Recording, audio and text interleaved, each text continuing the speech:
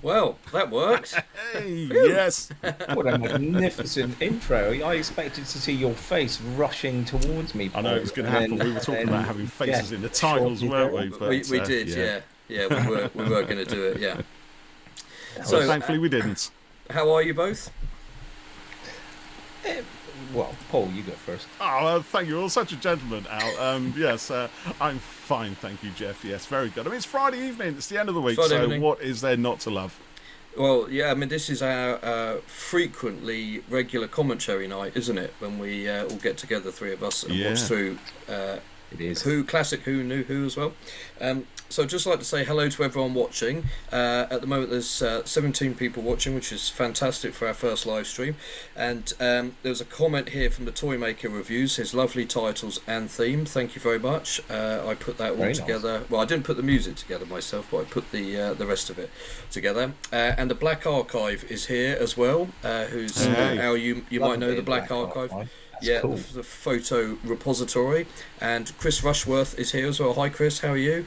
So Chris regularly engages with things on the podcast.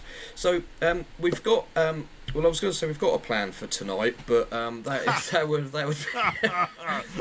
be a rather terrible plan, as the 11th Doctor might say. I tell you what I think of your plan, sir. There you go. That's what I think of your plan. Yes, it's quite a loose plan. I needed that bit of paper. But we're going to talk about, obviously, Doctor Who, and we'll talk about some figure stuff as well. But we're going to sort of chat about all sorts of things, really, tonight. And we'd like to ask you to put your questions in as well and throw things at us about anything and everything that you can think of. So feel free to do that. So we've got a new series of Doctor Who currently underway at the moment, haven't we? So yes. We're 2 episodes in at the moment, and Paul, how would you say you've been feeling about it so far?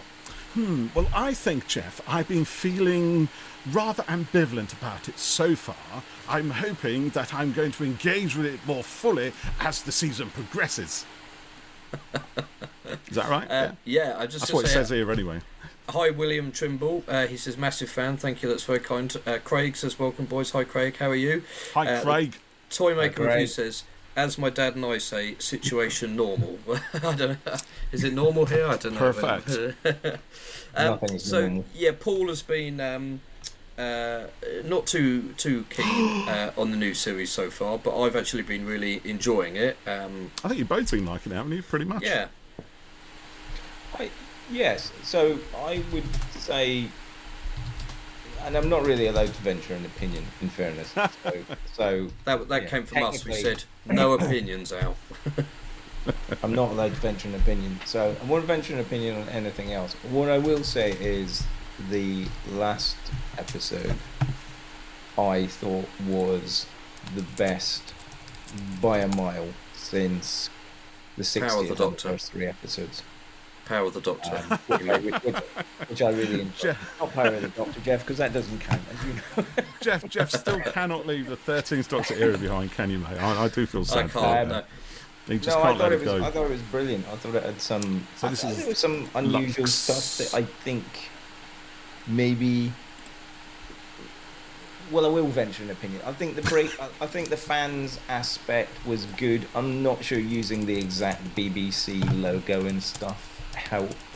I thought that was really strange. I mean, you're going to break the fourth wall, smash right through it completely, and become really self-referential. It's that kind of dividing line. You know, where does something like that, something metafictional, become self-parody and self-congratulation? It was odd because the message that you were trapped in celluloid had already been established. I kind of agree with you, Paul. I'm not quite sure what it added. See, I think you've got to have it if there's a point to it. I think. I thought it was a superb episode. I really enjoyed it. Absolutely. I do like a bit of meta. You know, I'm a big fan of the Scream films. But can I just ask you though, Jeff? Are you a fan of meta just for the sake of it, or are you a fan of meta because it adds something new into the story or the experience as a viewer that you get if it does that?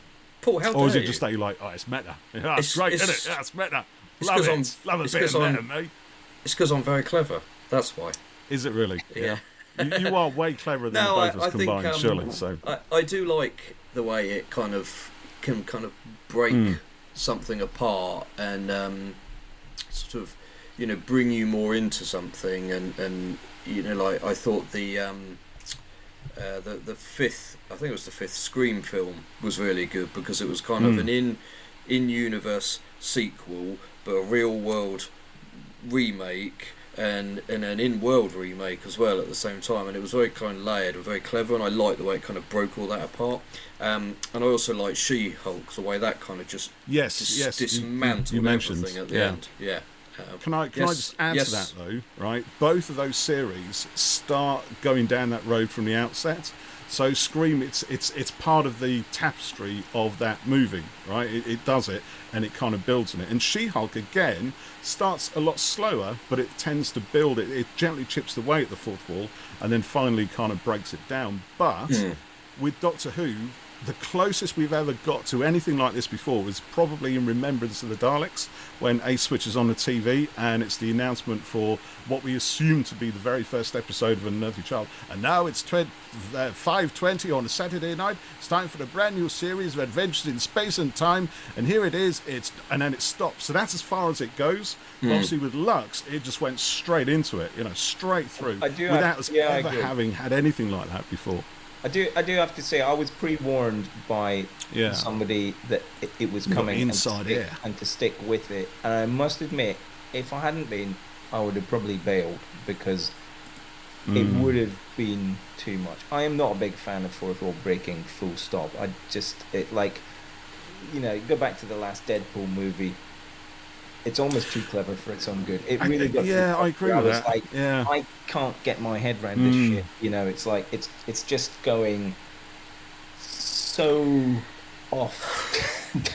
Sorry, Jeff. Jeff's getting depressed. I mean, the thing is as well. I mean, fiction does that's it. Me. I'm not saying that's right. No. You see, I don't mind if it does it for a purpose. I mean, I enjoyed it in Scream. I enjoyed it in Deadpool, to be honest. Even the last one, where it really upped the ante in that one. But I mean, it's one of the identifying traits of postmodernist fiction. So John Fowles, who wrote French Lieutenant's Woman and The Collector, he did that a lot in his books. But there was always a purpose to it. It was always to engage the reader on a different level. So you're not just reading passively. You know, you're being challenged in a slightly different way to look at this fiction as something that you're not normally do. Martin Amis does it. Kingsley Amis, his dad even did it, and a whole bunch of writers do it in various, you know, in their novels. Salman Rushdie's another one, but you know, to see it in Doctor Who, it was just really, for me, jarring. And I probably wouldn't have minded so much again if the fans had been, or had seemed somehow genuine. People are going to probably hate me now. What do you mean they're not genuine? It's just like me. Well, maybe it was, and maybe they're just like me. But as we said in the podcast, their delivery, it was clearly actors acting a role of how they think Doctor Who fans are, perhaps because they're not necessarily, unless you've got that fan gene, unless you've got that obsessiveness that we all share, I don't think you can act it. I don't think it can be credible because you don't feel it. And if you don't feel it, if you don't understand it, you can't, there's no reference for you to act other than what you see. And generally, if you see fans of something being a bit geeky, it's like, well, they're a bunch of weirdos, aren't they? You know, let's act a bit weird, but in a respectful kind of way. That's how it came across to me. Or that could just be my cognitive bias working on colouring the whole thing in a certain way. I think everyone approaches these things differently. I think everybody's got a valid sort of take on it, you know. And you'll never please everybody, as we know now. Sorry, and I was reading. Sorry, just to diverge. I was reading some comments, and there was one interesting comment from, where was it? William saying, if they'd had Peter Cushing Daleks, would that have given you the opportunity to make them as toys? That's quite a difficult question, because the answer is probably no. because just because it appeared in the background, no, it doesn't. And you're probably alluding to the chase, and the chase specifically is because in the TV program, the movie Daleks did appear, and they weren't really supposed to be in there as movie Daleks. So, but the answer is probably no, because Studio Canal owns one thing anyway. But yes, so the fourth wall breaking is, I think that it's degrees. I kind of Not 100% a fan, but I glossed over it. Paul, you obviously took a little bit of... I took it hard, mate. Yeah. He was angry I about kind it. of agree with you, but, you know, I can't... Yeah, like I said, everyone's their own. A comment from Gareth Bowley. Good evening, Gareth. He says Lux was illuminating, which is very, very funny, that, yeah. T, because well done. Boom. Love it. It's like. So I just want to read a couple of comments here. I'm loving this, but Paul, this is instant hold on. interaction. 3 fans agreeing Blink was the best episode. So unbelievable, says Love Boo and Radley. Monsters. Yeah. Nice. I like Maybe that was an alternate take. Craig, I think it's Craig Collier, says, have we got any Comic-Cons booked this year? Well, funny you should ask. Yes, funny you should ask. It's almost like you've been planted to say that. It's like karma. not at all. We do, don't we? You've got yours. Mine's over there somewhere. Can you see it? Mine's is sitting up in a kitchen cupboard, I'll be honest with. Best place. Because my daughter insisted that she brings 2 of her friends, and having spent an inordinate amount of money, I wasn't intending to lose them. So they're up in a cupboard, basically. He choked my water there. It was not cheap. Yes, I remember you said you had to book a rather large number of tickets. But yes, the 3 of us are going to be at MCM Comic-Con May 24th on the Saturday. It's my first time. I've never been to one of these before. I'm looking Paul's forward never been to one. I'm a virgin when it comes to things like that, for sure. We've heard that about you. Yeah. It's true. I know what to do with it if I had it. So that is. My man was the same. If anyone else is going, let us know. We'd love to see you, to say hi. Let's catch up. So there's a little couple of comments here from AC Animations, and then another follow-on from the Lone Dalek, and it says, I know they were barely visible. What does Al think of his nephew, Ood, and Time Squad Vashta Narada figures being canonised in Lux? And then the Lone Dalek says, that made it sound like Al has a nephew who's really an Ood. Can we just clarify that, Al? Your nephew is not an Ood. It's back to the same thing we were chatting about. He just spilled his spaghetti when he was eating it. Breaking the fourth wall and creating that kind of... I wasn't entirely comfortable with it. I don't think I was comfortable with it. I think if people liked it, I would say enjoy it. Good on you. Mentally, I've glossed over it. I don't. It's funny with Doctor Who. It's difficult to take anything as canon because you kind of can make your own. That's a good point. Can't you? Yeah. Like I was listening to Big Finish recently, which was kind of an alt origin of the Cybermen story, a Fifth Doctor story, and What's spare parts? Genesis of the Cybermen. Yes, Genesis of the Cybermen. Sorry, I really didn't enjoy it versus Spare Parts, which I really did enjoy. Yeah, I think that's definitive for me. I didn't think one was significantly better, but they obviously that's the Fifth Doctor. But that's a story about a story that never happened. I always think there's a very good reason why stuff never happens. It's like the Mandalorian doing designs that were done by the illustrator guy, and I just think there was a reason they were left out. So don't go back and kind of hold them out 20 years later. That's an interesting thing, isn't it? Because that puts me in mind of the other thing that I know you love, Al, which is Star Trek Discovery. Because that Discovery ship is based on an unused early treatment for the Enterprise, isn't it? It is, and it's bloody horrible. And it was just like, I love it. And it was just like, again, there's a reason these things don't happen. No. Sorry, there's a comment up there, Dr. 909, who says, I wanted to apologise if my headache about the Golden Sonic. It's no headache, because that Golden Sonic isn't really a Golden Sonic. We were doing some test pieces and stuff, so the chap, Ivan, whose desk was sitting in front of it's only at the Hong Kong walkthrough.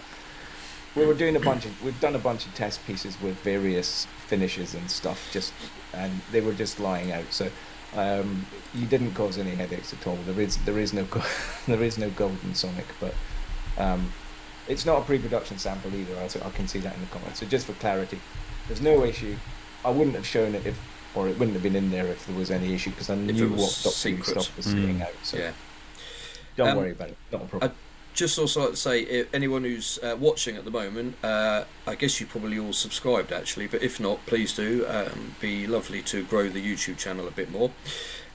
So I thought we could talk about something different for a few moments before we go back to Doctor Who. So earlier in the week we sent some messages in our little chat group, and Paul suggested we could talk about our top 5 TV shows or movies.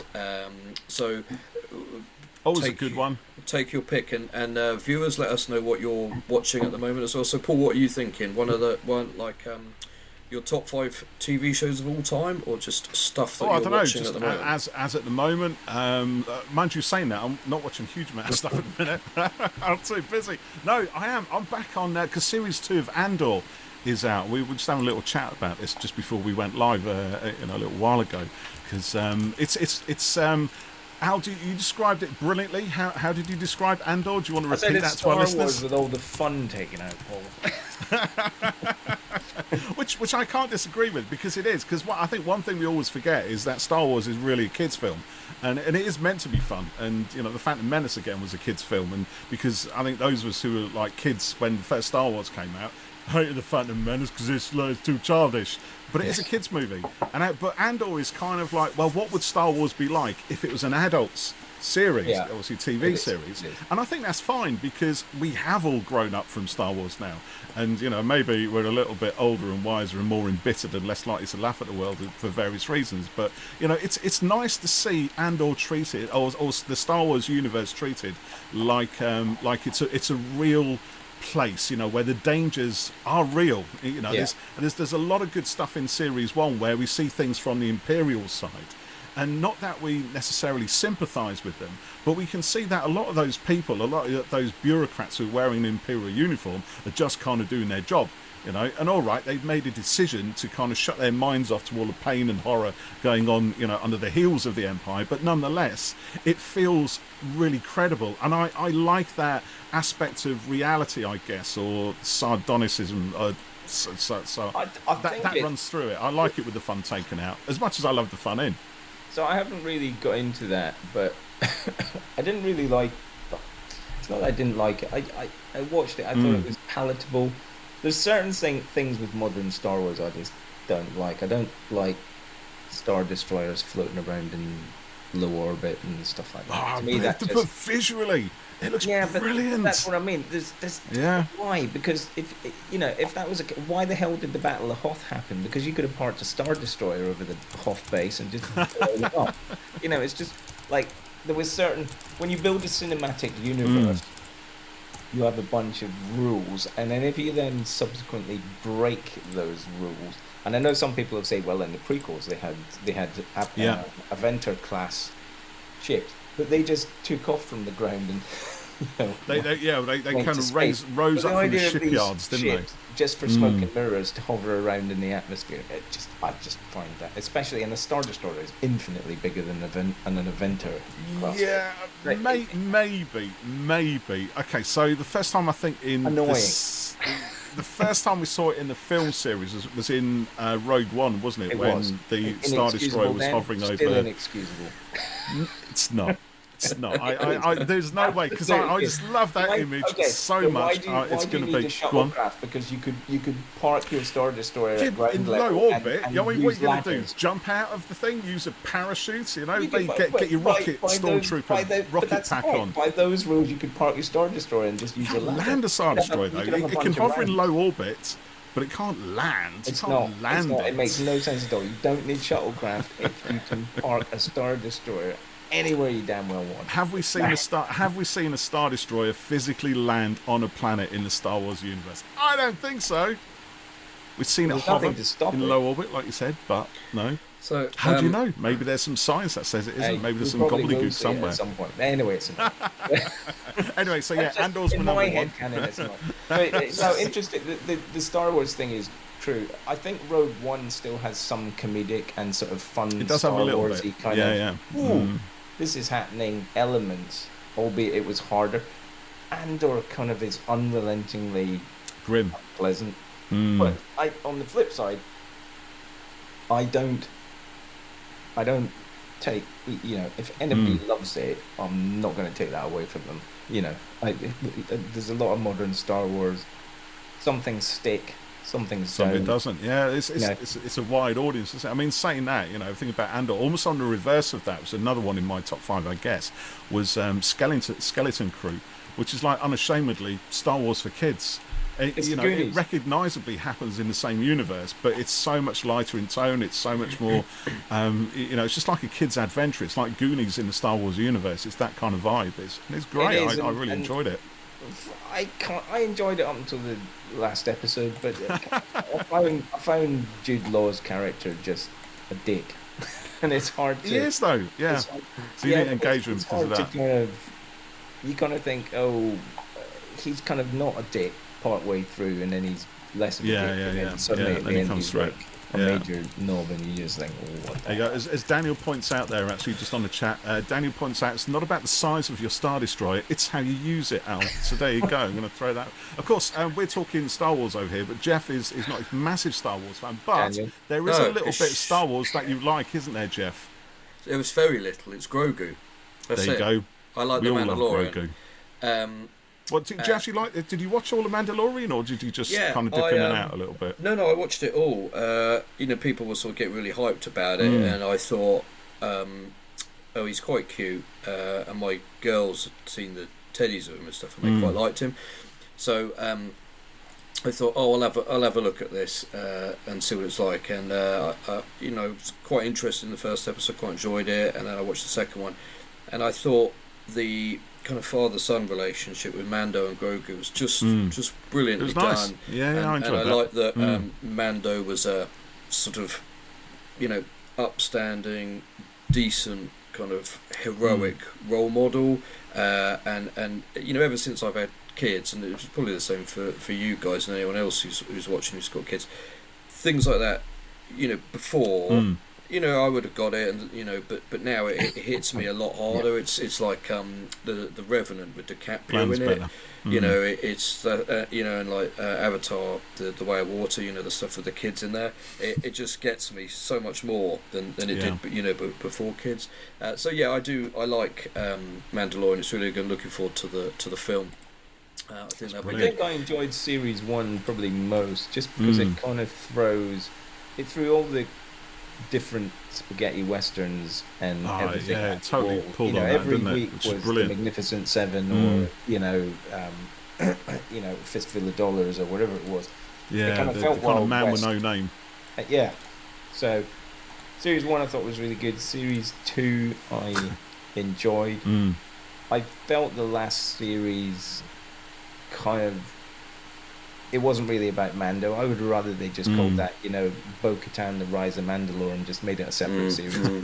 That's essentially what it was. Yeah, they could have done that. Yeah, it pulled a lot of stuff from the Mandalorian arc in the Clone Wars. It kind of closed that off, I think, quite nicely. It sort of closed it off. It gave it a new start, because there's a whole story of the fall of Mandalore pre-Empire and. Throughout the Clone Wars, which is brilliant.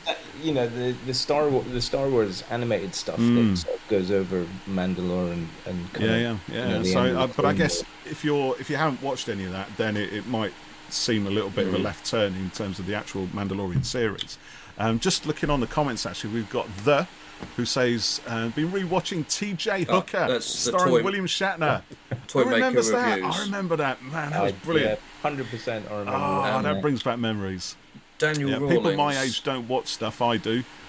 Older shows. People my age don't watch stuff I do. Older shows. Have you seen the comment from Boo saying currently watching Antiques Roadshow while the stream? Yeah, I wanted to question Boo on that. Are you saying we're all antiques? Bloody cheek. I don't think there's any ambiguity in that. Not right, not wrong, really. Yeah. Daniel Rawlings said he's been watching Black Mirror at the moment. It's been phenomenal, and that's quite interesting. Have you seen any of those? Well, I watched the first one, which was called Common People, I think, and I did like it, but as it progressed, and I won't sort of spoil anything, I found it quite moving and tragic, and I gotta be honest, I find watching stuff like that quite difficult, and it had quite a bleak ending, and I said to my wife, are they all like this? And she was like, yeah, it's pretty kind of dystopian, very much so, and I was like, okay, it was really good, but I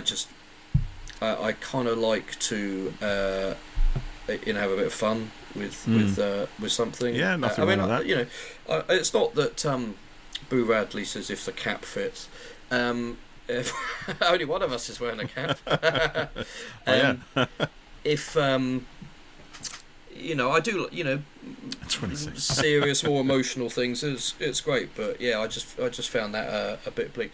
But I'm just slightly going off. I'm super excited for Thunderbolts. I was texting Al about it earlier. Yeah. That has gone from... Yeah, Frey wants to go and watch that.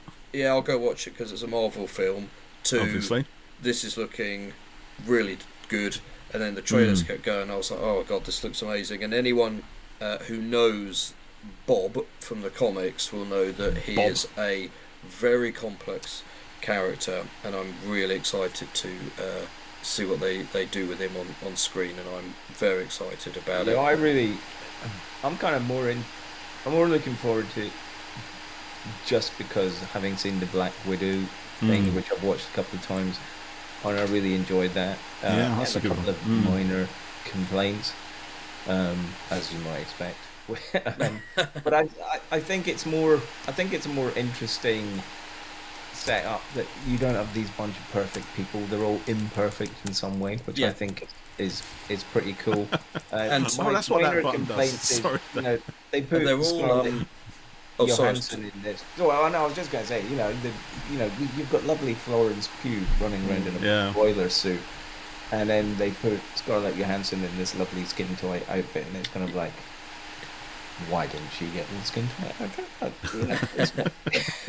Not that it was necessary, but it felt like they were sort of downgrading her a little it wasn't bit, as good a kind of superhero costume. It is quite interesting in Thunderbolts, like you just say, how they're all just kind of normal people, like the posters say, no, not super, not heroes, and they've put them up against literally the most powerful hero of them all. And essentially, excuse my language, they're fucked against that guy. Yeah, Gareth says, I like how Bob in the comics had those issues set in the past as one shots. Yeah, I'm wondering if they're gonna do something with digitally inserting Bob into some older stuff for some flashbacks.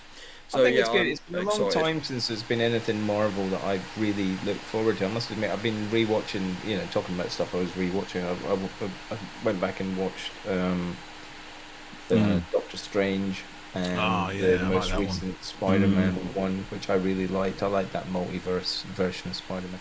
Spider-Man's a great hero for exactly the same reason. He's sort of angst-driven in everything that he does, and he kind of can do no right. Because every time he kind of fixes it all blows up in his face again. Yeah, no matter what he does, there's a consequence somewhere. Batman does. You've got that Batman thing, like you've saved Gotham City, but you've wrecked it. Trashed the whole thing in the process. I think Spidey is quite relatable. As Peter Parker, he can't hold down the job. He's got money troubles. He can't keep his girlfriend. There was a quite well, I think it's well known anyway, saying from someone that was Marvel characters are normal humans trying to be super, and DC are super people, gods trying to be normal, and for me that's why the Marvel stuff always resonates a lot stronger. I don't agree with that in the slightest. Well, that's nice. Anyway, I think moving on. That's bollocks, frankly. I think it's a mixed bag. I think the. It depends on the hero and who they are and everything I think else. Superpowers versus people like Batman, where Batman is essentially just a guy with access to really good tech. Yeah, his Peter Parker is I'm rich. He has powers, but they're not. It's it's quite funny when you see things like Avengers Endgame, and you've got this entire multiverse of like hundreds of these people with powers, and you just kind of think, Jesus, we'd be properly screwed if that world actually existed. Exactly. The Boys, which I don't really like, and I've never really watched, but that's essentially the premise of The Boys. Although Watchmen I like as well. I think Watchmen. That's a good one. Yeah, that's a lot of fun. I watched that for a long old time. Al, there's a question just coming here from Lewis AP. Lewis, you've very kindly done a super chat. We haven't done one of these before, so I'm trying to kind of figure some of this out. And various people have had boxes coming up with like £2 on and stuff. So if you've contributed something, thank you. That's incredible. Lewis says, massive fan of the work you guys put into the figure line. What Doctors would you love to redo in the Vortex range? Ooh, that's a question. Well, I think most people know top. Actually, 13. Got a bit of a cold this week, so if I start coughing uncontrollably. Yes, it I did. would say, I think I've talked about it before. The 10th Doctor, I think, is one of the figures that I think we never really did justice to. Really? Well, considering how many we sold, but I think when you compare them to the other figures, and especially some of the Doctors that came later and the classic series stuff, I would say that figure doesn't, the Matt Smith figure is brilliant, the Peter Capaldi figure is brilliant, all the other ones are really good. The classic Doctors, I would say, arguably are pretty good, but the 10th Doctor figure, I feel, is a little bit static, and because he's a guy in a suit, especially the one without a jacket, he's just a little bit kind of. So I'd love to redo that one. I'd love to refresh all of them, if I'm honest. But I'd especially like to do, I think people are aware the 4th Doctor is my sort of first love, as it were. He's your man. I've got some space on my shelf up here. Just reaching around somewhere. See it there, so they can go up there when you get them done. Up there. Oh, is that why you moved out of the way? It's a difficult one, and actually, it's one of the issues we've come up against with the Vortex series. The Pertwee one, I think, worked really well. There is some of the new stuff that's coming, and I'm not saying anything else about it, but there's some of the new stuff that's coming where I would say we looked at trying to use some of the old figures to create part of the new figures, and some of the old figures are actually now so old and so kind of their time that actually it's an injustice to the things we were trying to do to kind of use them, and we had to kind of swap a bunch of stuff around. But more on that in 8 months time, 6 months time, something like that. We shall be watching and waiting, I think. So, how many versions of us are there out there in the multiverse, eh? Well, that's a fascinating question, isn't it? Because it's very, they have that theory about if when two people meet in a room, there's the two people that meet in the room that people are observing, but then there's if it was me and Paul, so there's me as I see me, and Paul as he sees himself, and then there's Paul as he sees, so there's like, in theory, there's infinite, I suppose. Infinite numbers, yeah. There's they would have eye patches, says Gareth. Yeah. I'm not a big believer, I must admit, in multiverses. I think otherwise you are things. I'm not. No, you're not. No, not really. I am a believer in antimatter because they have done experiments to prove that things kind of. That's a thing. And there is some scientific evidence that. The most interesting thing I saw recently was that idea that we're actually inside the event horizon of a black hole looking out, and that's freaking disturbing. Did we talk about this last time? I think we did. Might have done, mightn't we? Yeah, that's that fun. when we talked some ghost stories. If anyone enjoyed the ghost stories that we had, true ghost stories, let us know, because I want to do more. You don't have to, by the way. That's optional. It's not a you can sit that one out to watching the stream. So, Al, one of the questions you proposed was to talk a bit about Big Finish and how it's held the torch for Doctor Who the longest, which I think is totally true. I've been very excited today. I annoyed you both by texting you a picture of the 13th Doctor audio cover that they released today. Vampires. We need more vampires in the world. Vampires. There will be some, I would say, who probably would argue and say maybe BBC Books did it and the Virgin Books and stuff like that. There's a whole shelf full up there. What I would say is I think Big Finish out of almost anything, and actually I even count the TV series that I think they have done Big Finish, guys, have done Doctor Who the best and most consistently. Do you think? Yeah, absolutely. Yeah. Unpopular opinion of the week, but I think it's probably a very popular opinion. I think when you listen to the sort of, they always do new stuff. They always do exciting stuff. They're progressive. What they don't do is screw around with stuff just for the sake of it. Genesis of the Cybermen. Yeah, well, that was a lost story. So I agree with you, because, like I said, Spare Parts. The question. Spare Parts. Yeah. If anyone, I will say, if anyone hasn't listened to Spare Parts, for God's sake, go listen to Spare Parts. It is the best Cyberman origin story. You could also check out our review of that story, couldn't you? Definitely do that. Yeah, we reviewed it a while ago. Definitely. Yeah, we had a listen to that again. I've listened to it quite a few times now. I mean, it is a very depressing story. It's an inevitability of the Cybermen, which I think is great, because that is a theme that runs through the best Cybermen stories. That you will be like us. You will be like us.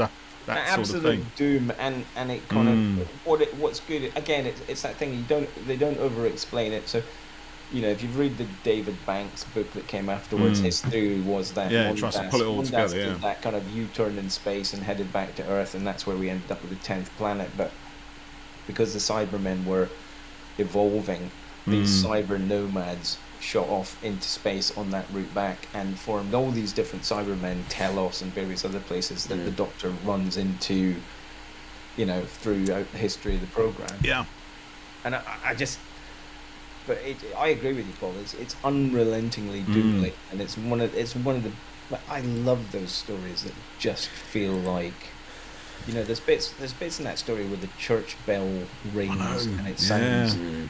It's Mark Platt on fire, I think. It's Christmas, and it you know, and it's not pleasant, and you know, everybody's cold, and the roof's caving desperately in, and hungry, no food, and running out of air, and they're all dying, and they've lost their mom, and it's just like horrendous. And then you've got Thomas Dodds, who kind of one by one, each of these characters, almost like horror movie-esque, get kind of picked off, or something happens. And Thomas Dodds has that brilliant throwaway line about, it stinks of antiseptic, and the Doctor does. They've always done that, and that line completely changed my perception of the Cyberman.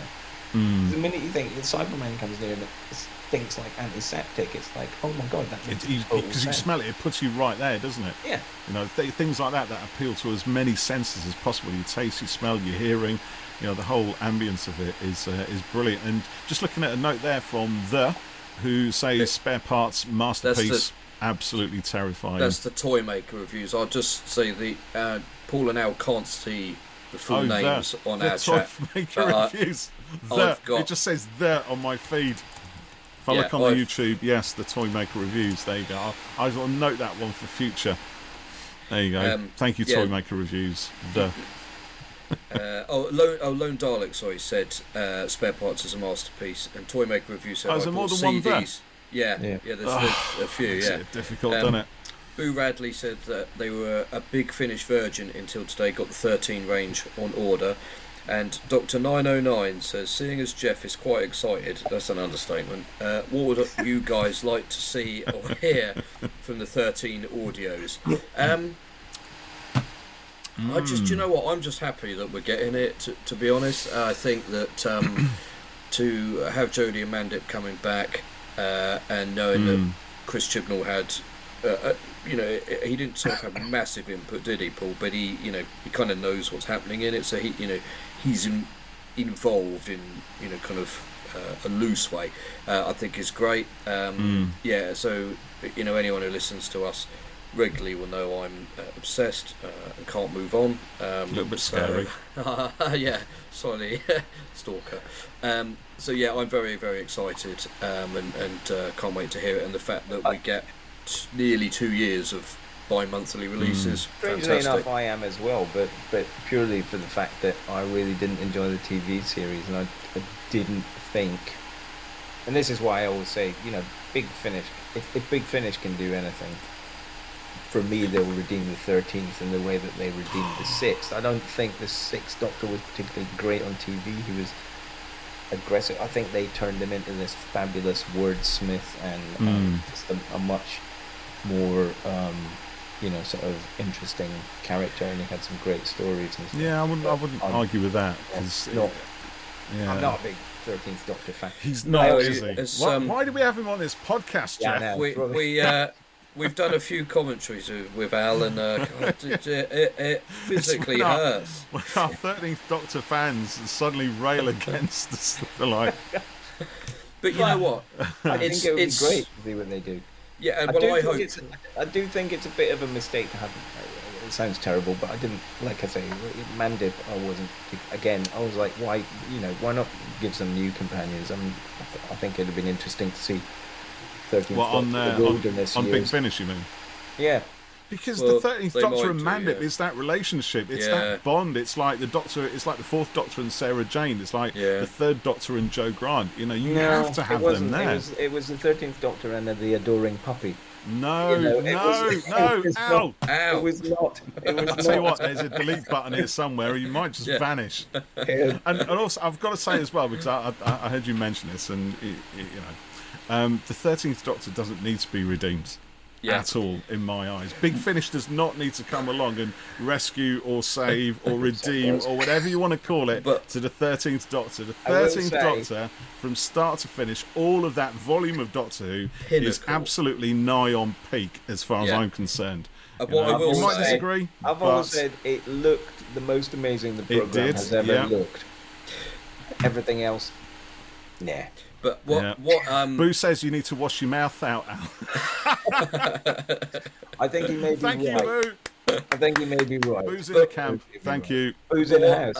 What I'd like to add here is that despite the fact that Al didn't like it, you're so respectful about it, and there's a bit of gentle ribbing. That's a huge difference. But we're great friends, and I think maybe some corners of the internet could take a note from that. You can dislike something but still be decent about it. 100%.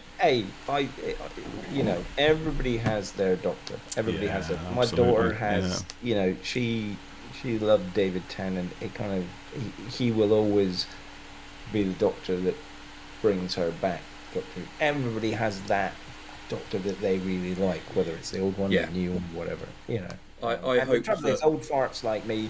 We're always like, bloody the future. You don't not the same. So it's not been like that at all. This series. It's the same with me. Going, break the fourth wall. Doctor Who logo on the telly in a programme. How dare they? It's whatever you enjoy. I did isn't call it? you a and what boring you git earlier, didn't I? When I sent you the 13th audio cover, and you went, more vampires. And I said, you said, don't moan. But it's not the 13th Doctor that I'm objecting to. It's just more bloody vampires. But the world does not need more it will be. It will be some space explanation for why people are sucking the blood out of some people, and there'll be some kind of allegory about them being outsiders and looking in, and if we're lucky there might be an allegory. But I just I don't want to go off on a rant. It's just a personal thing with vampires, right? Well, I'm going to shut you up. When I was at uni... hold on. I have to explain this. Wait, shush, right? Yeah. I have to explain this. When I was at uni, I did a massive dissertation on vampires in modern fiction and culture and everything.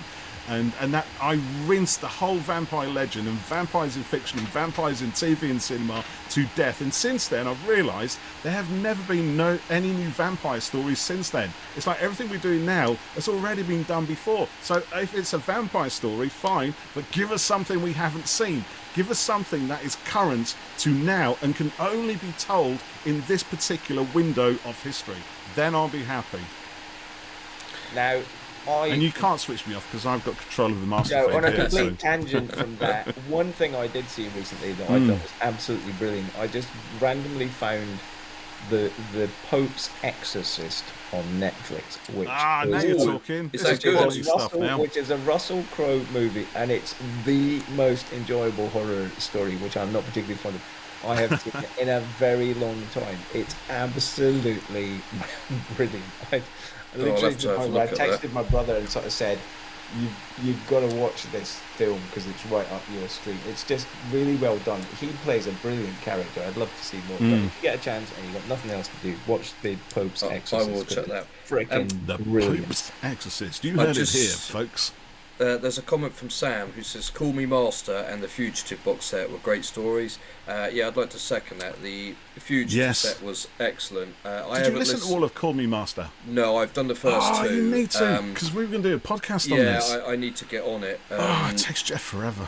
Sam's saying morning, guys. Where is Sam? Where are you, Sam? Where is Tell us. that it's morning?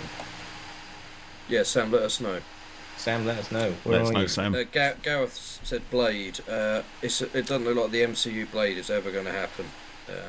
So that's actually, to be fair, I did enjoy Blade, but again, Blade was like many years ago now, wasn't it? Was it early 2000s? Yeah, it's 25 years ago. Blade did have a pretty great cameo in Deadpool and Wolverine.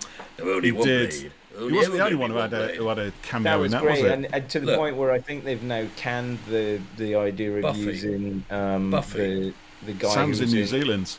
This is my... Yeah, no, I agree, Jeff. Buffy. There you go, that's why it's morning. Excellent. Jeff, you're right about Buffy. Buffy was a great series, and it told us something new about vampires. But again, that was the mid-90s. That was 30 years ago. If all they're going to do is do exactly what Buffy did now in 2025, I'm not here for that. I'm bored by that. I've seen Buffy. I enjoy Buffy. I want something that is not Buffy. Yeah. We've done Buffy. Move on. Let's have something new. Somebody in the comments said that no, we don't. Exactly. Sam saying I'm like this with zombies. I'm the same. There you go. Yeah. Just like for me, they're like, how can something with no brain it's be in any way animated or threatening? I hate zombies. I just think they're crap. Completely crap. I'm inclined to agree. Again, unless again we get a zombie movie that does something different, that shines a light on something that only that movie can do, and it can only do it by having zombies in it, rather than just there for effect. Is the one that is I love marginally closer to reality, because there is the zombie ants and the zombie tarantulas. But it's not about the zombies, is it? It's almost like they rarely pop up in the series. It's about the relationships of people at the end of the world, almost, thrown from civilization to suddenly having to reinvent everything, civilization again, and the way that relationships are kind of thrown into stress throughout all of that. So it's pretty. Yeah, I love The Last of Us. I played the game of that years ago when it first came out, because my mate had said to me, "Paul, you got to play it. The Last of Us is brilliant," and he did talk like that. He's from Manchester. The Last of Us, yeah. In that exact voice. He did, right? But so I went on at the PlayStation, and it was like, and that first opening sequence where what's his name's daughter dies, I thought was horrific. It's like you were saying, Jeff, right? Because at the time, my eldest daughter was really young. She was only about 5 or 6, and when I was playing that game, it was like I was watching the death of my daughter, and it was awful. It really hurt. There was tears coming down my eyes. I thought, I can't play this game. There is no way. I can't get past this bit. And that's just that first sort of 15, 20 minutes of the thing. But I thought, why does a video game need to show us, a guy's daughter getting killed, a young daughter, but that gives it the emotional kick for the rest of the game. And I tell you honestly, I've played very few games that have given me the experience, and it is an experience that The Last of Us had. And that moment with the giraffes walking, where they see the giraffes walking through, is it UCLA or whatever it is, because they've escaped from the zoos and they're just wafting past. And they had that in the TV show. I'm like, yeah, I love the fact they kept it for the TV show. Did it slightly differently, but the imagery was in there. I'll shut up now. I'll stop. Sorry, mate, go on. I'm going to fire some questions quickly to Al. These came courtesy of Scott from Gallifrey Customs. Scott, I know him well. Yes, Scott's a good lad. Callum Jones asks, can you name one era that we'll be getting figures from this year? One era? Ooh. The planet Crinoid. 80s. Okay. Next. Hold on. Will we see LA Customs? Will we ever see a release of the Ashad Cyberman? No. Oh. Pumpkin Wizard. How soon can we expect a re-release of 14? Now, that said, I do know that I think I've talked about it before. The scan of the Ashad costume was done. It was all cleaned up. I don't physically have a copy of that in the same way that I don't physically have a copy of the dregs. But if I can get it, I'll gladly put it out there on Gallifrey Base for anybody to download and print off if they want one of that bloke in a suit. Have it. Have it. I'll have one of that bloke in a suit. I'll take it. Yeah, I'll have him. I'll have one of Shad. No, one of the best villains from the 13th Doctor's era. Plans, and okay. I don't think it will. Genuinely, I don't think it will be going forward. But I'm quite happy to make that available. Okay, cool. Whovian Customs. Will we see any more classic companions anytime soon? Not anytime soon, I don't think. We tend to. It's the same story I've sort of said a lot of the times, which is it comes down to budget and time. Normally, companions would be the kind of thing we would do in the B&M series. I've got less budget for doing those, so I would say, honestly, probably not. Well, I know 100% not this year. It doesn't mean that we couldn't do it sort of next year, but the short answer is no. I've got other priorities for this year. Okay. Vault of Omega did ask a question, which we've kind of just covered with the companions. Omega. Just wanted to make my gratitude clear to Al and everyone involved in the figure line, which I'm sure many people will second. Another quick question from Acquainted Guy. What are the chances you'll make a Belinda figure? Well, like I say, Lux I thought was fabulous, and I think she is absolutely gorgeous. I would love to. The honest answer is there's nothing in progress yet, but I think I sort of said on Galley Base today, 2026, I've got some plans that I need to put a proposal out for next year. My personal opinion is a brilliant set to do on that would be Belinda and say something like Mr. Ring-a-Ding as like a bendy figure or something like that. Oh Jesus, what happened there? What was that? That was a crowd going, I've just racked up a few sound effects that I forgot about.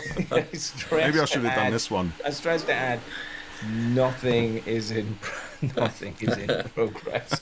If you did do it, yeah, I think she's fabulous. I think she pushes everything uphill. In fact, I bailed from Doctor. I didn't bail from Doctor Who, but I bailed from Doctor Who to watching the first episode of Andor, and obviously she kind of she's in there, straddles both those things. Yeah, I think she's fabulous. I thought she was absolutely fabulous in the episode, and I think she's gorgeous. So yeah, definitely. So yeah, I'd love to, but nothing.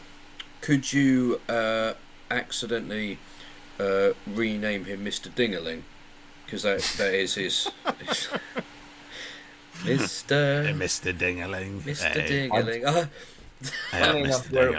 Paul, well done. The Lone Dalek says that thanks for scaring the living daylights out of me there. Sorry, I do apologise. It did come out quite loud, didn't it? I had no idea what that was. Yeah, well done, Paul. Let's keep everyone on their toes, mate. That's what we need. Themselves. Well, I need to go and change my pants is all I can say. Hey, yes, why are you even wearing pants? I don't wear anything underneath this, I tell you. It's because you have no seat to this level, mate. Anyway, sorry, yes. Continue. So, let's change topic for a minute. What other films are you guys looking forward to this year, and people watching, let us know. That's a good question. Oh, that is a good question. Do you know what, this year I think is on everything, but hold on, Jeff's about to answer his own question now. I am, yeah. Go on. This is the best summer for films, I think, in quite a long while. We've got Mission, we've got a new Jurassic Park, Lilo and Stitch looks really good. Yes, definitely. Yeah, Final Destination looks great. No. I Still Know What You Did Last Summer. No. We've already had that, haven't we? No, it's a new. It's like I Know What You Did Last sequel. Summer. Is it a remake? Last Easter. No, it's a sequel. last October, last Halloween. I know we did last Tuesday. I've seen it before. I've still got it in the washing I up. want to see it again. Put that away. Bundesrats is not sure about the new Superman. No, I mean, excuse James, me. That's Superman. Rat, I believe is it? Sorry. Technical pronunciation of that. The Fantastic Four. Yeah, Gareth says Fantastic Four. Do you know what? I'm not a big Fantastic Four fan, but that is a great cast, and the film is looking pretty special. Yeah, that looks. I must admit, I wasn't particularly. I was like thinking, Christ, another reboot, but they've kind of set it in this old universe in the sort of I think 50s or 60s. Yeah, it just is absolutely brilliant. Yeah. So yeah, 100%. Whereas Superman, for instance, I don't want to see that, and I don't care because I've seen so many Superman films. I'm not bothered about Superman. I'm going to fly the flag for Superman. I want to go see it, and if I end up going and see it on my own, I mean, I may not like it, but at least I will have seen it and have formed my opinion based on the evidence of my own eyes. Well, that's good. Rather than what people just think about. We all know. Having Mark Kermode here in the flesh, isn't it? No, I don't particularly like Superman. That's all right. That's fair enough. It's not. I your like thing. James Gunn though. I think Superman's damned if he doesn't, damned if he doesn't. Yeah. You know, if he's truly super, he's almost unstoppable. Yeah, and it's just not that interesting. No, well, I don't know. I mean, I guess. I mean, for me, you know, Superman's one of those first comic strips that I ever used to read when I was a kid. Superman and Spider-Man and the Fantastic Four were like my key things growing up, and I just used to love it. And it was just the whole thing of just escaping the shitty things that were just going on in life and just getting lost in those comics.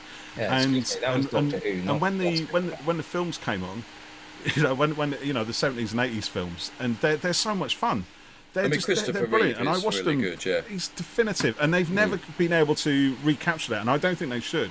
But they've gone in some weird directions. I mean, Superman Returns was just frankly just weird.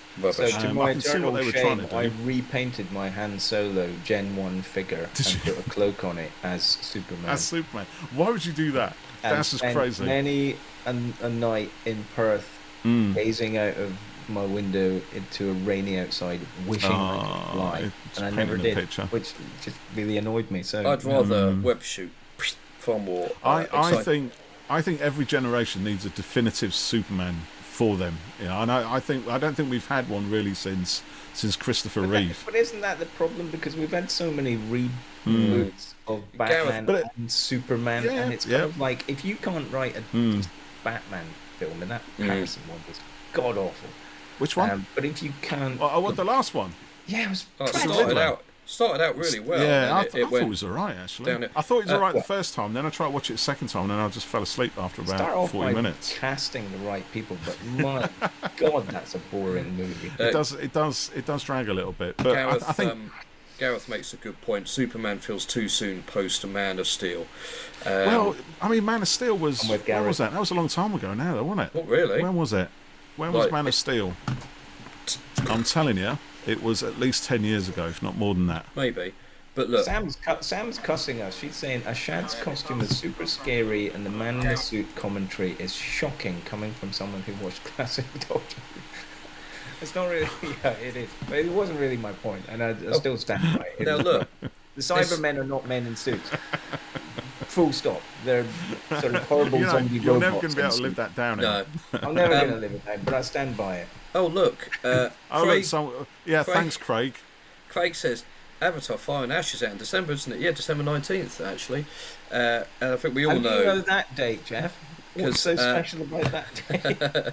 I told my wife the other day actually I'm not available that day. Are you going to see it in 4DX with Splash-O-Vision? No, I will go watch it as Cameron as God intends on IMAX 3D.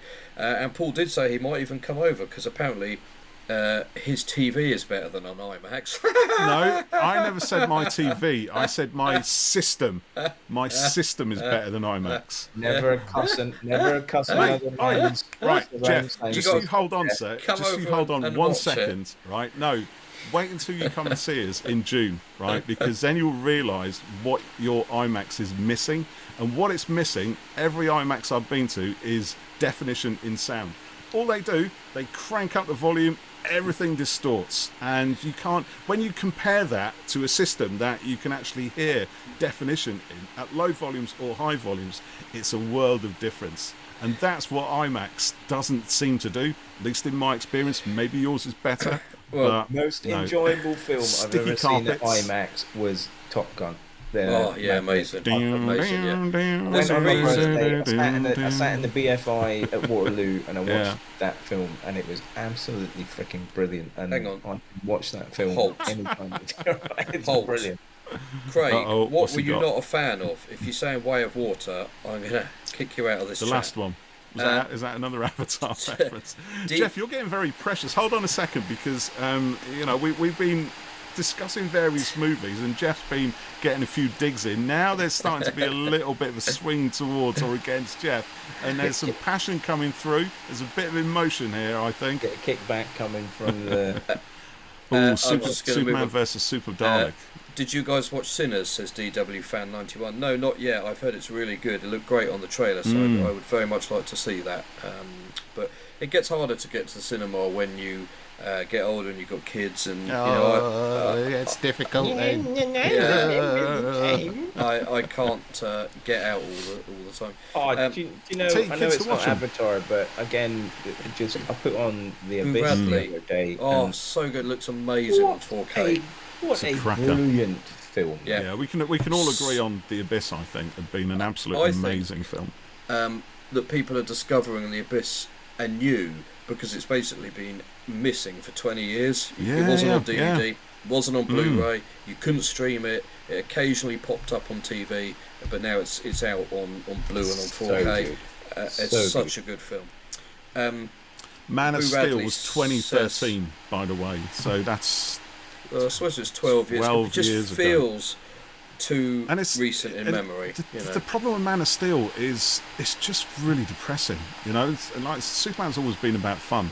So, I don't mind Man of Steel. I never enjoyed it the first time. It's got a decent first half, and then it just goes really, really dark.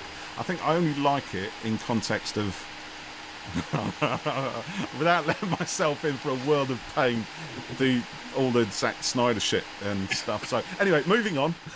Well, one of the issues for me on Superman, sorry, not moving on, but one of the issues for me is I was watching on the BBC the sort of Superman and Lois TV series, and I was like, that's weird. But it was enjoyable, and frankly, I do agree. The effects were as good as anything you would see at the movie. Yeah, I quite like that. Superman as a family man. I don't think that's the thing we've really seen before in the Superman world. But again, see, that's the thing. It's a different take, and it's and I like the kids in that. I think are really good.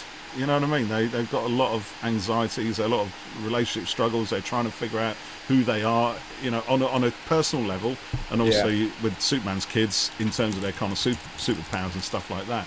In a way that doesn't feel, to me anyway, really forced, or just kind of laid on for the sake of it. It feels like the writers have really thought about it, and the actors have kind of thought about it, and it's all pulling together quite nicely.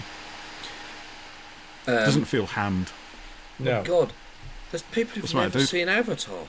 Sam, they film it where you live. Right, I'll have to move on. I've seen it, and it was wiped from my memory because I fell asleep. So Buns Rat's asking an interesting question. If you could do, and this is for all of us, I think, if you could do figures from a movie, which one would it be? Well, let me put that one up. That's this one here. Because we know what you were saying.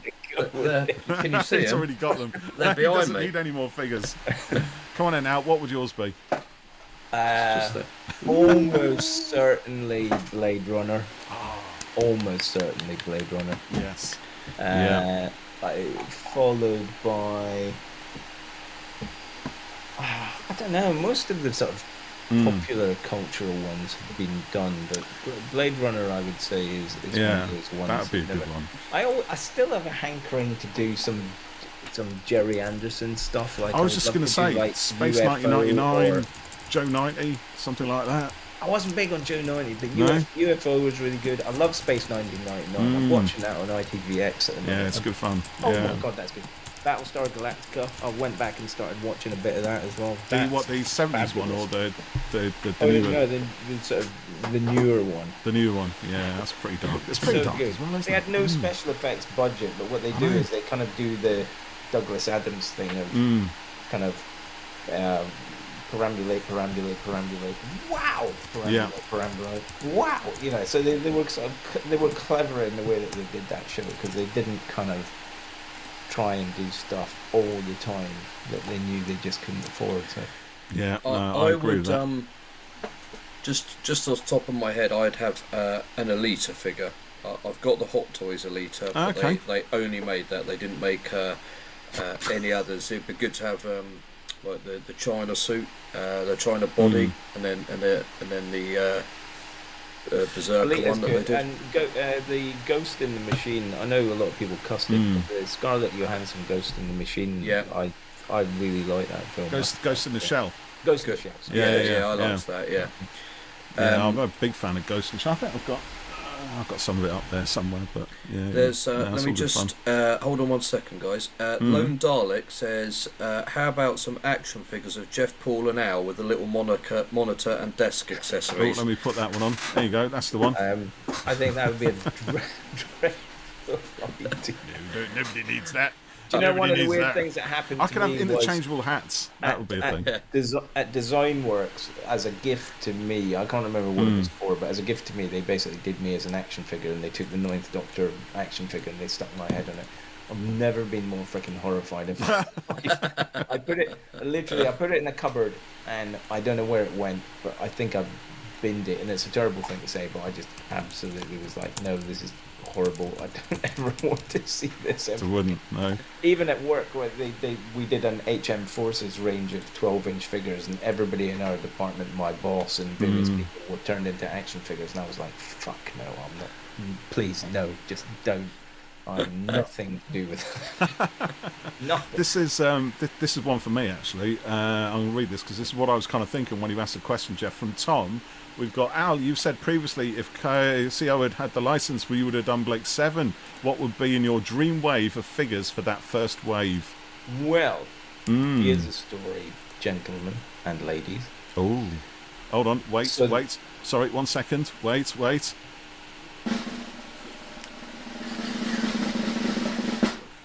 Go.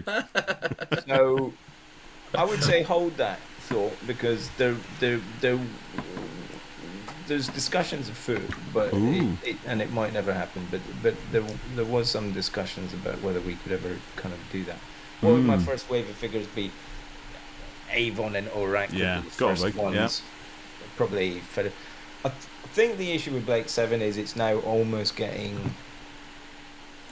So I kind of think there's a hot point where things are really kind of in the zeitgeist. Then there's a point where they kind of go dead for a few years, and then they come back and they're kind of nostalgically really hot. I kind of feel it's kind of a way we're in that weird bit where it's out of most people's memory.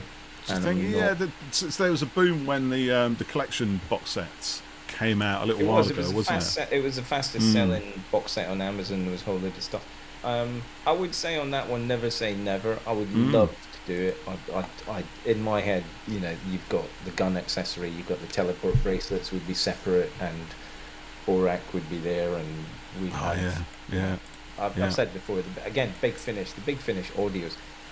They are really amazing good. stories compared with even the stuff that was televised. I cannot stress enough how good the Big Finish Blake 7 I do agree. I don't think it's I don't think it's better than the TV stories. I think the best of the Big Finish Blake 7 continue along in that vein and push them out. Maybe one or two stories push out a little bit further. There was a brilliant one. There's two that I really remember. One was by Andrew Smith, and it was about a bunch of Federation guys that were out on training manoeuvres. And I think Andrew Smith, once he'd kind of done his Doctor Who stuff, he was a writer for a while, and then he became a police guy for a little while, so he went through all the college and everything else. And it seemed that he was digging into some of that police training, and it was brilliant. It just, you could tell there was an authenticity about that as they're dealing with. Suddenly they got this Federation unit surrounded by a whole bunch of terrorists, and sort of shit Blake going 7's dark, man. I mean, it is. Some of Yeah, it is yeah, dark. yeah. If some of the stuff you wouldn't even be able to do nowadays, because if you look at Blake, basically what happened with Blake was they, when they found out he was a rebel, they basically accused him of child abuse. So the whole exactly. They fabricated the whole story about him, didn't they? Incarceration is this falsified. And again, you got to counterpoint that with what's going on in the world in other countries at the moment. But that kind of authoritarian regime, I've always said you're only ever one election from, the difference between a democracy and mate, we're literally hanging on the edge of dystopia right now. It's like, so Blake 7, I think, was always a bit more sort of on the nose, but I'd love to do Blake 7, Zen and Thorak. My two favorites. Information. I can't do that. Why that is great. We have these constant interruptions? That's very good. That was very good. We should have to get you to do a little Thorak thing that we can play. Alistair Locke on Blake on the Big Finish. Blake 7 is just absolutely brilliant. This is by Craig, by the way. Sorry, Craig's got to go. Craig. A couple of questions quickly. Lewis says, I know I keep on, but I'd love to see a Sasha Master, and will it have the same love and attention as the Joe and Shooty figures? Quick, what do you think, Al?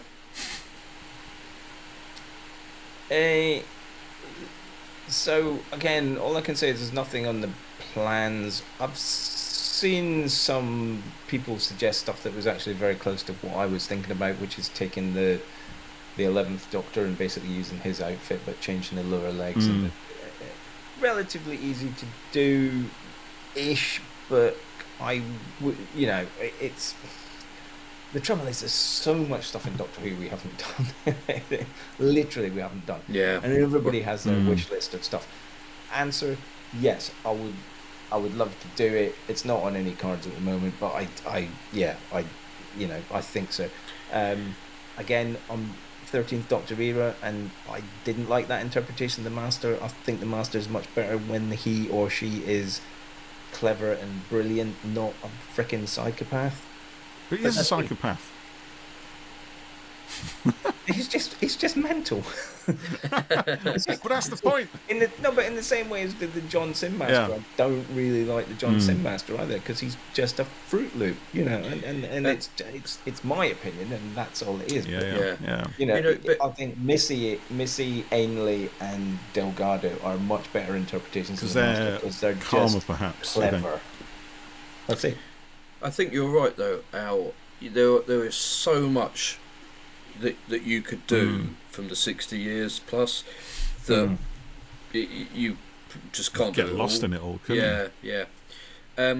DW Fan 91 said maybe I kind of missed the beginning of the stream. Are you enjoying Series 15 more than Series 14? Yes. And how would you say it compares to Series 11 to 13 and specials? I don't need to answer that. Just say it's not in the same league. Should we go that far? 13's tenure was specials, wasn't it? Really? In some way or another. Don't shake your head like that. You know what I'm talking about. There was a couple in the final. Wasn't there? Power of the Doctor, the Sea Devils, and the Daleks one. Yeah, those last Daleks, three. Yeah, even the Daleks. That was it. Only that. Yeah. Even the Daleks, I think, gets a bit unfairly treated. I love that story. Even the Daleks, great. Yeah. I think it's. Yeah, go on. No. It's up there in the same way that Heaven Sent is, with the Doctor turning up in the replicator and dying each time, and it's kind of that same thing. Of, you don't want the Doctor to die, but it's made very explicit in both those episodes that the Doctor is dying each time. It's just by dint of the fact that it's basically a recursive time loop and it's getting shorter and shorter and shorter that they're coming back and back and back. But I think it's clever, and I think it, as a kind of as a story on its own, I really like it, and I also really love those Gatling gun. They're brilliant, aren't they? Exterminate has. The executioner Daleks are just brilliant. They look fantastic, different, and they are. You know, there's that beautiful chocolate brown color that they chose with the sort of, you know, that Gatling gun. I thought that was. Yeah, it's pretty good. Yeah, I think we did do a review on Eve of the Darks with Joe Ford from Hans Stair with the Blunt Pen Night podcast, didn't we? Commentary, because he's a big fan of Eve of the Daleks. Bearing in mind that the episode was written in like 2 days, because they were suddenly the planned episode was too expensive, fell through, and Chris Chippell wrote that. Yeah, whatever was planned, the Matt Street it ended up as the first part of Power of the Doctor, I think. Yes, didn't it? That was kind of the only thing that was left from that story as such. Yeah, and Eve of the Daleks was a last minute fill-in. I think that's why it came under flack. It was almost like some people said, "Oh, well, it's kind of they ran out of budget and it was the cheap one. Let's shoot it in a warehouse thing." And you could. Well, it's not far wrong, yeah. Or you can throw the other thing, which is it's actually quite clever. Yes, it's brilliant for you know, born of necessity. You know, we got an episode requirement. There's no money to do this, and it's still in COVID time. You know, I mean, people sometimes moan that Flux doesn't fully make sense, which I don't agree with. But I think that, you know, that was supposed to be, you know, 8 episodes, and it got condensed down to 6. I still maintain to this day, Flux, the show. Doctor Who the show, regardless of the stories, the show has never looked better than that series. The special effects were incredible, really. Next level. You know, it was absolutely astounding. Totally agree. Oh, it's just gone. Hang on. Gareth says, "Who looks at beans and thinks there needs to be beef?" Top dialogue from either of the. It's great, from Ashley Bay, wasn't it? Yeah. Yeah. Who looks at One of beans my and thinks they need beef. I don't know. Was it Mandip who said that actually? Is it one of my favourite lines is when 13 does that and she goes, "Look, I'm not even wearing a watch." Oh look, there's a comment here. Dark Hall, Dr. Pooh in the TARDIS. Well, that's great. Thanks for that.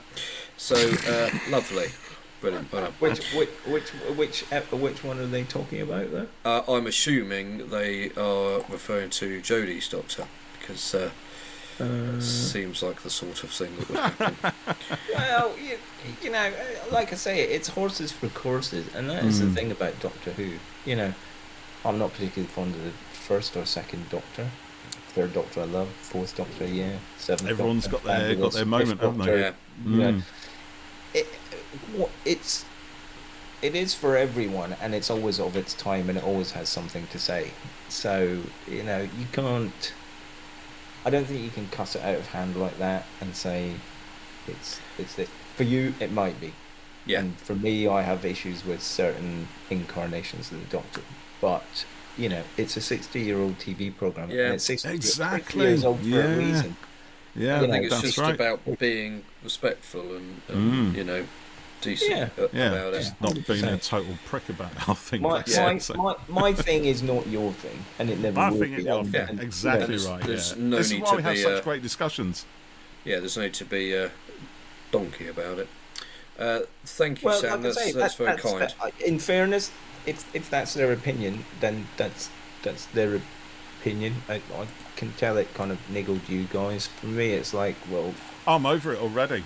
There's aspects to everything. So here's a question from Dr. 909 then. So how would you feel about a 10th Planet set with Polly, repainted 3 Doctors Joe, Ben repainted Mickey, and a re-release of a Mondasian Cyberman? Right, everything other than the Mondasian Cyberman you can keep.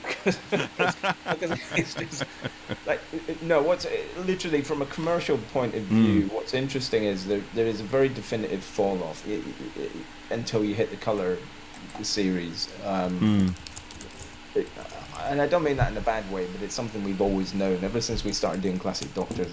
You know, with the exception of the Troughton, you know, with the Yetis. And the TARDIS and the fur coat and stuff like that. So when you don't anybody think we're getting a Yeti, by the way, because we well, now they think we do. But there is a there is actually a drop off in terms of, and there always has been in terms of sales for those early ones. So they are a harder, 100%. They're a harder gig to get away versus anything that's in the colour era. So what I would say is the Mondasian Cybermen is one of my favourites. I've always loved Cybermen when it's very clear that they are augmented humans and not robots. So, like, basically, if you can see they're a man in a suit, Iron Man suit or armour, and there is nothing there, it is infinitely less terrifying than somebody with a cloth over their face that goes and a voice comes out. It's like it's kind of creepy word, isn't it? There's certain things that humans, I think, we all look for facial expressions, and we all look for there's none there. Little tells and stuff, and that's what makes us human. Because the minute you take that away, and it becomes horrifying, because you're like, that's not right. Yeah, it's like a sort of the golem sort of thing, isn't it? The mannequin that's come to life. Human but not quite human. That sort of scale. Interesting. Bundesrat, is that how you say it, Al? Bundesrat. I lost interest in 13, but loved the figure of her dressed as an amalgamation of the former Doctors. Yeah, I got that somewhere. Just somewhere up there. Yep. So you got yours up. Also, I love the figure dressed as an amalgamation. Oh, sorry, Dark. We need to apologise to Dark. There you go. Yes, Dark. Where's it gone? Didn't mean to upset anyone. I meant the current series. Night Doctor, my favourite classic. I don't think we forgive you. Yeah, it's fine. I saw your comment and I just sort of wrongly assumed. So you jumped to conclusions, Jeff. I did, but I would like to say, everyone who's been here is great, and It's been lovely. We love you all. Yeah, when we started the podcast, Paul and I were like, because we started doing our MCU one, and then we finished all of that. That was fun. Yeah. And then we said, this has been fun. Shall we carry on? What should we do? Let's do Who? Because what else do we like, Jeff? That's what we kind of thought, don't we? And is anyone going to listen? Who knows? But let's just do it. And it's grown beyond anything we could have imagined. And mate, we've been doing weekly podcasts for nearly 3 years now. I think it's more than that. I think it's nearly 4 years. We've made some great friends, met some I've great people. Grey in that time. You have also a very positive spin on stuff. I think that is one of the highlights of you guys, that you always come at stuff with an open mind. We do try, which I think is important. Yeah, that's we try one of our main things. And I just wanted to say, everyone who listens and engages, you guys are amazing. It really is a positive, cheerful audience. And Paul's generally taking the piss. Yeah. Paul's taking the piss. I mean it in an affectionate way. Come on, get real. He's got a heart of stone. It's got personal now. I would just have him. But you guys are brilliant. So this has been great fun. I've really enjoyed this. So I think you guys have to depart now, don't you? But Classic Who is going to be on the U channel. Got to get that beauty sleep. As you can see, it's not working. I hope we covered some of the stuff that people. I've really enjoyed it as well. It's quite different doing stuff like this live. I'd be quite keen to do this, a bit more regularly, and it's nice. Hopefully, people tuning in have enjoyed our chat about other stuff as well, because we do ramble sometimes, and I like to think that our other things and our other interests are relevant to our listeners as well. I think is to maybe do a mass watch along. Maybe we do one episode where we all watch along. And do what we do anyway, but we do it with everyone, because I've caught me by surprise, and I don't know who activated it, but the sort of comments popping up on screen is actually quite interesting, and that's quite an interesting sort of way. Yeah, this is brilliant. Bundesrat says, a shout out to Al for his continued engagement with the podcast and Gallifrey base. Not many get that engagement with their hobby. And I think that's true, Al. don't see anyone else doing anything like that, and you are very, very good to people. Well, I like to chat about new product. It's difficult because, everybody has a wish list of stuff that they want, and like somebody said, oh, it's terrible. I saw the comment coming back saying, about the 60 stuff. It's terrible that they want.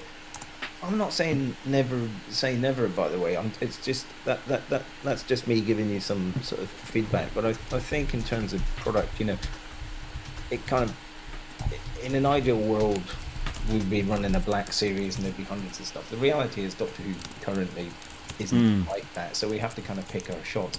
We don't always get it right, by the way, and I'm very well aware of that. So, that's what it's all about, though, isn't it? There is, we even had discussions today about some of the stuff that we could potentially do for next year that I think you guys will be just astounded by if it happens, because it's taken the sort of direct to consumer route and maybe doing something even more exciting than we're doing at the moment, potentially not 100%. So it's just the laws of budgets, and if you imagine all the characters we could do versus my budget to make 5 figures or 5 sets in a year. If it was unlimited, yeah. If you think of a racing horse, the racing horse is a series and all these new adventures, and we're still dealing with all the stuff from 60 years up to now, so we never kind of catch up, but we can kind of only hope. So I would say there's always hope. There's always hope. Yeah, indeed it is. Which is, I think, a Doctor quote, but I think it is. Yeah. Oh, it's Third Doctor. There's always hope, Sarah Jane. There's always hope, Joe. Is it Joe, Sarah Jane? There's always Sarah Jane, hope, just before he regenerates, I think he says. Oh, beautiful. Something similar. Yeah. Before Cho-Ji turns up and he says, "I'll just give it a little push." Just give it a little nudge. Just going to give it a little nudge, darling. There you go. Little nudge. As it turned out, didn't need that. Didn't need it after all. Immortal in a way. There you go. Exactly that. Right. This has been a lot of fun, I think. Yes. Thank you, everyone. And do keep in touch on our socials and things. And Al Paul, I'm up for this again if you are. And hopefully listeners and viewers would enjoy it as well. Definitely. I'd love to do a watch along, and I'd love to know what the guys want to talk about, not just action figures, maybe for next time. Yeah. I quite like the fact we've discussed stuff out with Doctor Who and other stuff that we like. Yeah. Yeah, it's we are primarily a I didn't even get a Ghostbusters mention in, which I'm quite happy now. You've done it now. You've managed it. We've had Avatar. We've had a Star Wars rant. We even managed to squeeze in the IMAX argument somewhere along the line. That's going to just run on and on the and on. The IMAX argument is a very difficult one, because I know exactly where you're coming from, but I'm conflicted on it because I'm as good as my home system is. I know. Have you got the right home system? I don't know. It's a massive screen. It doesn't matter how big it is. It's not just the screen, Jeff. It's the audio. Well, we've come full circle. It's not the size, it's how you use it, apparently. Right, anyway, this is going to run on and on. Listeners, thank you to everyone who's joined us our very first live stream. This is just so exciting. It's been emotional. We will join you on the standard podcast very shortly, no doubt. I think we've got our usual kind of season 2 kind of watch-along thing going on. We're going to be a bit late with the well, aren't we? Because we're busy over the next few days, but that will be coming soon. And then we'll get back on track with that. And we'll have Al on again. So leave me out of the next one. It's just tragic. You do something on your own. Get yourself a love everyone, mate. It's all good. I'm not sure they do. No, they do. Thanks, Bye everyone. for now, people. See you soon. See you next time. Bye. See you next time. Bye.